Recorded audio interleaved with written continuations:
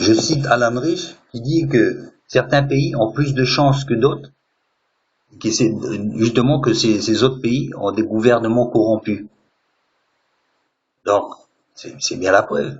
Les autorités viennent de Dieu, oui, mais ces gouvernements ont fait quoi? Ils ont été corrompus. Et le peuple d'Israël, quand il a été corrompu, il a envoyé des pays, des fois, pour envahir Israël et pour les mettre en esclavage. Et c'est passé par quoi? C'est passé par l'épée. C'est passé par l'épée. Donc, qu'est-ce qu'il fallait faire à ce moment-là? Il fallait prier pour les rois d'Israël. Et quand les rois d'Israël sont tombés, il fallait prier pour qui après? Eh ben, prier pour les nouvelles autorités.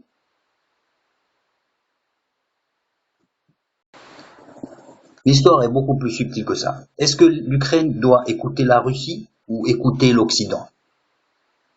Doit-elle se soumettre à la Russie ou à l'Occident? À quelle autorité doivent-elles prier? Alors, on prend un sac et on dit la poignée c'est le gouvernement, le sac c'est le pays, qui tient la poignée c'est Dieu. Ouais, pas mal comme image. Bon, mais c'est quand même un mauvais exemple, car on peut tenir un sac sans poignée. Ah, je sais quand moi j'ai fait un voyage, mon sac a lâché pendant le voyage, je lui ai mis du scotch autour et puis je l'ai pris comme ça. Il n'y a pas de poignée. Alors encore un exemple, Monsieur Alain Rich qui dit comme ça que vous avez l'autorité spirituelle pour changer un pays. Monsieur Alain Rich, vous qui venez de France, est-ce que vous avez eu l'autorité d'empêcher des lois iniques du mariage pour tous? Depuis le temps que vous priez certainement en France pour les autorités françaises, vous n'avez pas su empêcher des choses comme le mariage pour tous. C'est-à-dire des hommes qui se marient avec les hommes et les femmes avec les femmes. Alors, je pense qu'il serait malvenu de venir donner des leçons dans un autre pays. Mais on devrait, nous en France, plutôt regarder à nous-mêmes déjà, balayer chez nous, parce qu'il y a beaucoup de choses qui sentent mauvais, avant d'aller voir les Africains pour leur dire, voilà, vous voulez sortir de la pauvreté, et il faut prier pour les autorités. C'est plus complexe que ça. C'est vrai, mais pas en totalité. En France, on a des travailleurs pauvres. On dit des travailleurs pauvres. C'est des travailleurs qui ont travaillé toute leur vie et qui sont toujours pauvres. Et qui, beaucoup, certains ont respecté plus ou moins les autorités. Payer les impôts, ceci, cela, ils n'ont jamais pu accéder à un bien immobilier. Donc, c'est plus complexe que de prier pour les autorités et nous allons sortir de la pauvreté. C'est plus complexe que ça. Il y a aussi des choses anciennes qui se sont passées pour certaines races liées à des malédictions, à des choses comme ça, à des destins que Dieu a donnés pour certains peut-être, pour des travers aussi que des personnes se sont mis aussi. C'est pas simplement prier pour les autorités, mais il faut des fois se réformer soi-même. Il y a des choses qui doivent être faites même sans passer par la prière. Sans passer par la prière. On arrête de boire, on va plus à l'église, on prie, on essaye de faire plus de bien, et petit à petit on s'en sort et on s'éloigne de plus en plus de la pauvreté.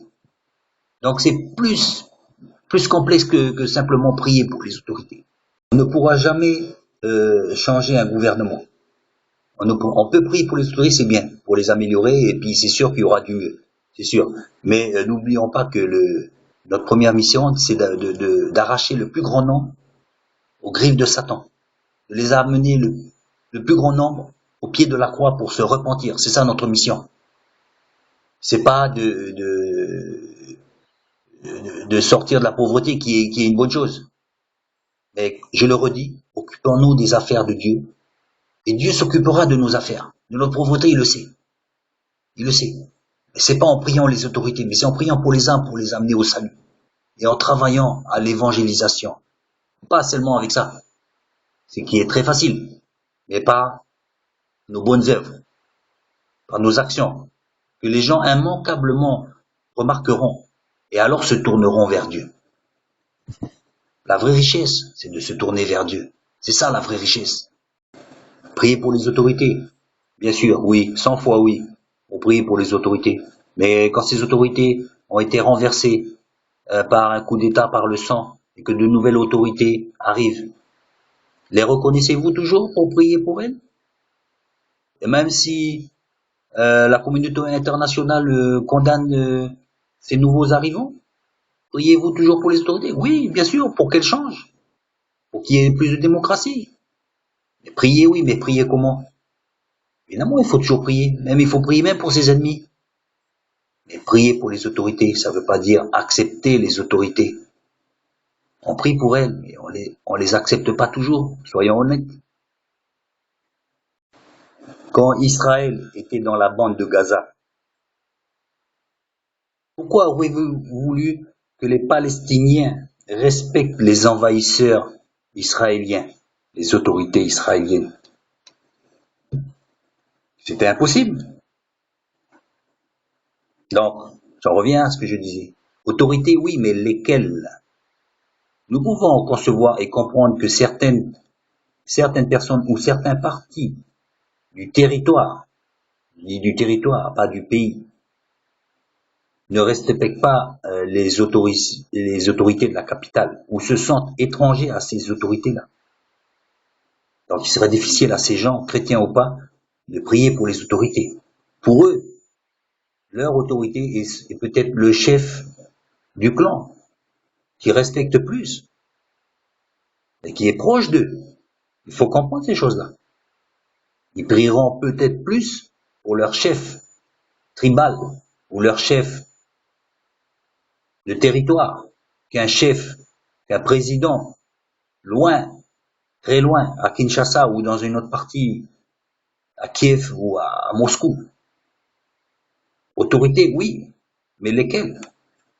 Alors maintenant, attention, pour une femme qui aurait fini les règles là, ou qui aurait eu des règles douloureuses, ou qui aurait perdu beaucoup de sang, une cure de fer, attention, selon Yahoo Women Health Study, donc l'étude de santé des femmes de l'Iowa, c'est un pays de l'État, du pays américain.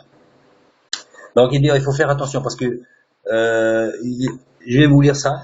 L'augmentation de la mortalité avec des compléments alimentaires en fer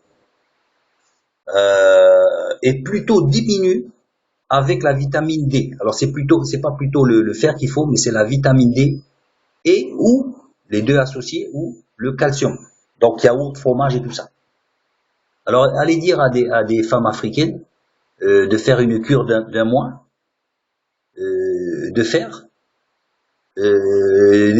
Bien souvent, on n'a pas toujours les moyens financiers pour manger, alors faire une cure en fer, vous qui dites qu'il faut sortir de la pauvreté, vous leur mettez une ordonnance sur le dos, mais qui c'est qui va payer? C'est logique.